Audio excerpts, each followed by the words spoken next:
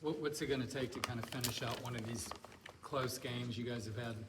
I mean, your margin of loss has got to be pretty minuscule. Yeah, I know. I think it's going to take a more complete second half and first half to close out those games. You know, we play a lot better there in the end of the first half. We're up by 10 going into halftime, a lot better than tied, and then a little bit more room for mistake in the second half. But, you know, we just got to we just got to play a full 40-minute game, pretty much.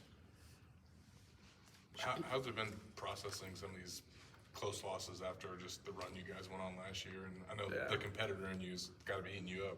Yeah, it sucks. I don't like it. but you know, I think this team's capable of getting to where we were last year. You know, we playing with some of the best teams in the nation, you know, and sticking right there. So we know we're able to, and we just got to put some things together. Was there any discussion amongst the team after the loss the other night that you guys just, you know, had to have out? Yeah, a little bit, you know, it's just like locker room talk, you know, we're just going over the game a little bit there with all of the guys and stuff, but no, I think Coach came in, said we need to get fired up. We good Georgia team coming in here Tuesday, so it was just pretty much motivating on the next game. You heard him talk about like how just gotta eventually step up and make shots. Is that the mantra with the team? Is that what you tell Boogie? Is that what you told X earlier in the season, that kind of thing? Yeah, you know, we trust those dudes and they trust us. You know, Boogie had 7 assists the other day, one turnover, no turnover. So it's like obviously he didn't make shots, but he was still out in the court making winning plays, and I think that's credit to him. He's gonna knock down those shots. You know, Xavier's starting to hit some shots now here too. So obviously to win games, though, you do to make some shots like that. So It's early, but is this a critical game to get home? definitely, yeah. These next 2 I think are really critical for us. You know, next 3 we got here in Tennessee and then Oklahoma. So there's some big games.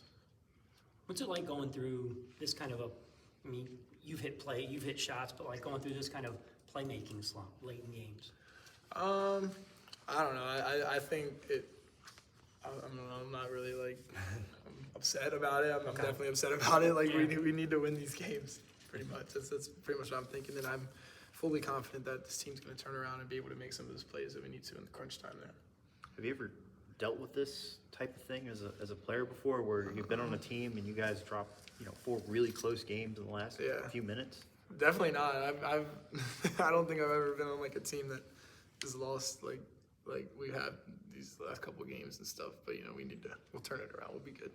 Can you take anything from last season? I was saying you guys were like the ultimate closers last year. I know, right?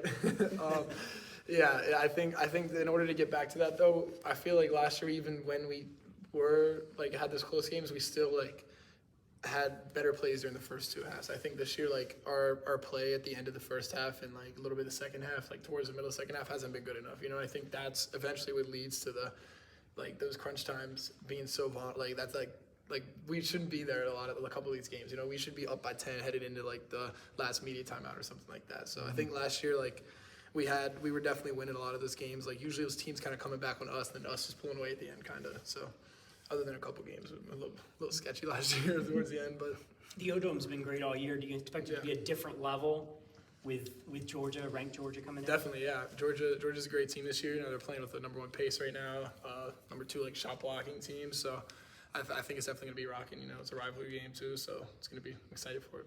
Tommy, you've talked about trying to be more vocal and how that can be tough with your personality. What do you do to kind of be a louder leader? Is there something you do? Or you just kind of have to keep being yourself? Yeah, I do think I still need to be a little bit more vocal. Coach Golden stresses that to me still, coming up to me and just saying that you're allowed to go get on some of the guys and allowed to go. And I don't know, a lot of that's just my personality. I'm kind of just more relaxed kind of guy, lead by example kind of guy. But I think that's something I need to grow into and get better at this year as time goes. Is hyping some guys up and making sure some people get to that next level. Is there anyone specifically after these losses stepping up quite a bit to be that vocal leader kind of in the locker room, or is it kind of a mutual understanding of what needs to happen? It's a little mutual understanding. It's I think Condor does a great job before games and after games, telling everybody what happened and stuff like that. But I think it's a mutual understanding. And then obviously Coach Golden, he emphasizes all the points. I feel like we all know what we need to work on towards the end of games, the close games like that happen. How'd you see Xavier get out of his shooting slump earlier? Yeah, I think he's just playing a lot more confident. He's playing more free. I think I think the second half there, we needed to get him some more shots. Like I did a bad job of trying to find him in the zone. Like I need to make some more plays, get in the paint, like look out for him because, you know, obviously he was knocking down some shots there early, and I need to find him better. And I think we need to set some more ball screens for him too. Like as a big, like when I'm playing the 4, I need to get him more open.